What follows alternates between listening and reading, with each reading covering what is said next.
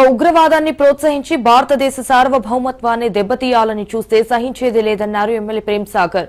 Operation Sindoor నేపథ్యంలో భారత సైన్యానికి సంఘీభావంగా మంచిర్యాలలో జాతీయ జెండాలు ప్రదర్శిస్తూ భారీ ర్యాలీ నిర్వహించారు. ఈ ర్యాలీలో ఎమ్మెల్యే ప్రేమ్ సాగర్ రావుతో పాటు ఎక్స్ ఆర్మీ సభ్యులు, యువకులు పాల్గొన్నారు.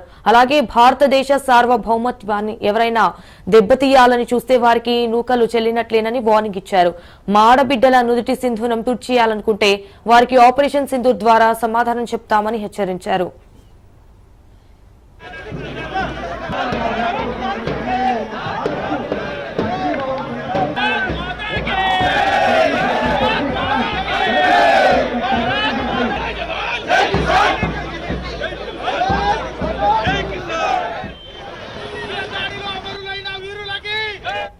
భిన్నత్వం ఏకత్వం, యూనిటీ ఇన్ డైవర్సిటీ అని మన రాజ్యాంగం రాసుకున్నది. 15 రోజులు సమయం తీసుకున్నా కూడా ఈ రోజు మొన్న 7 తారీఖు రాత్రి మన ఇద్దరు కల్లం సోదయ కానీ లేకపోతే వింగ్ కమాండర్ సింగ్ ఇద్దరు మహిళలు మొత్తం ఆపరేషన్ లో పాల్గొని పాకిస్తాన్ కు వాళ్ళు మన దేశంతో ఏ రోజు కూడా ధైర్యంగా పోరాడి శక్తి వాళ్ళకు లేదు.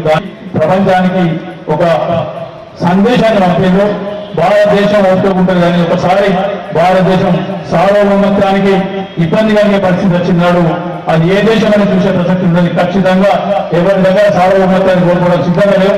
భారతదేశం అర్థానికి సిద్ధంగా లేదు.